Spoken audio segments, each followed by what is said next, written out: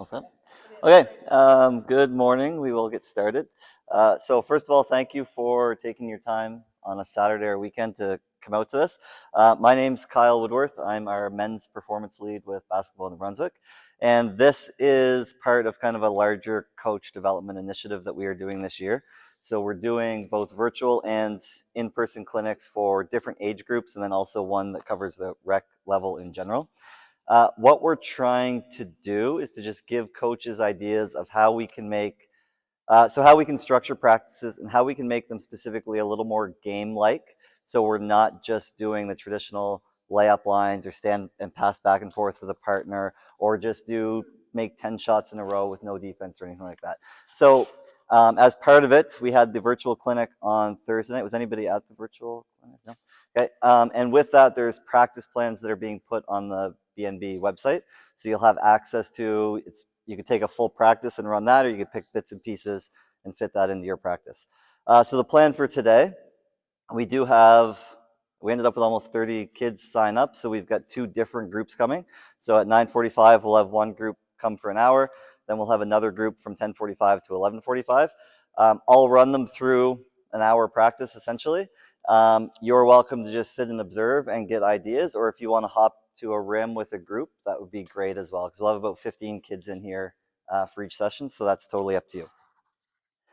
Like I said, the biggest thing we are trying to get is just alternatives to on-air drills and how we can make things more game-like for kids. So the biggest thing with this age group is geared more towards U11. Is everybody coaching the U11 age group or younger?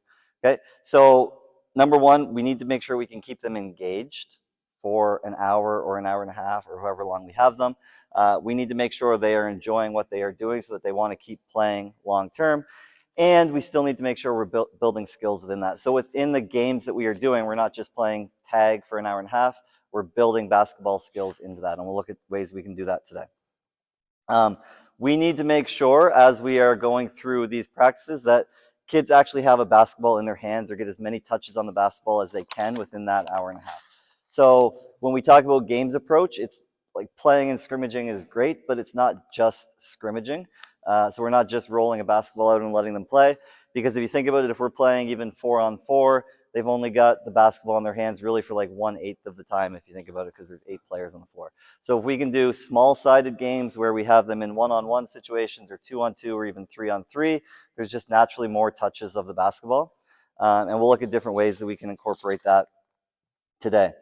The other thing we'll look at, and you'll see kind of a little bit as we go through today, is the idea of loading drills, or using the same starting point for a drill and then adding on to it as we go. Because again, with this age group, if you're trying to do brand new activities or brand new drills every practice, or if you're trying to do 10 different things in a practice, you're going to spend your entire practice time just trying to teach them how the drill works, and never actually getting to the skill component of it or the player development component of it. So we'll look at how we can take the same activity and just load onto it to get some variation for kids, or add the skills, or deload it if we need to make sure that we're actually emphasizing the skills that we need to emphasize. Within that, one thing we will talk about is constraints. So constraints are basically the rules that we put in place for a game.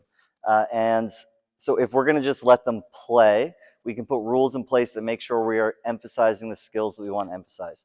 So a constraint might be that we're going to play a game of dribble tag, but you're only allowed to use your weak hands, for example.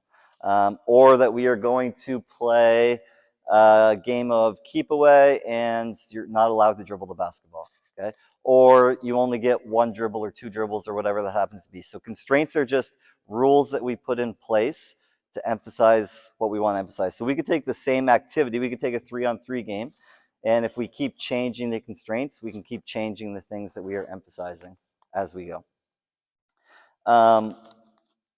So what we'll look at today is basically we'll go through like a warm-up game and a couple different examples of warm-up games that you could do. And that's a great time to develop like ball handling and passing, especially in the warm-up. Then we'll do some one-on-one activities, basically to show what's an alternative to just lining up and doing layup lines. So how can we change that where they're playing one-on-one And we'll do some passing, cutting a little bit, where we're trying to emphasize that point, like the idea of spacing with this age group. So most of what we do with this age should be tied towards player development and building skills, and less on like the tactical components of the game. But if we can get them to understand spacing offensively, or the idea of creating space on the basketball court, that's probably where that's as far as we need to get to tactically, I would say, or in terms of like overall team concepts. So we'll look at how we can do that within small-sided games. One thing I would say is, if we are going to add defense to drills, so instead of just doing layup lines, if we're going to make it a one-on-one game, we probably need to, or we should, I think, give the offense a big advantage in the drill.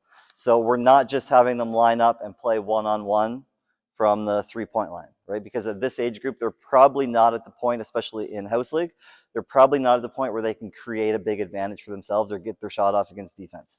But if we give the player with the basketball some type of advantage to start, and we'll look at different ways that we can do that, then they should be able to use the skills that they do have, or develop skills to let themselves keep that advantage.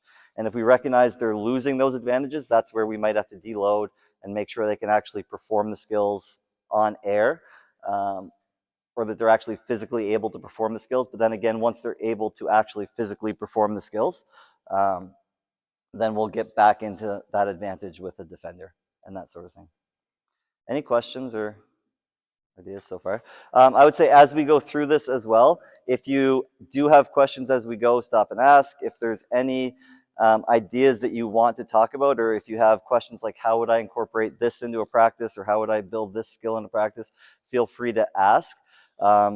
We want to make sure that you're getting as much out of this morning as you can and going away with some ideas. So feel free to ask as many questions as you want. Okay, anything else? I think we got some kids showing up here in the next 5 minutes.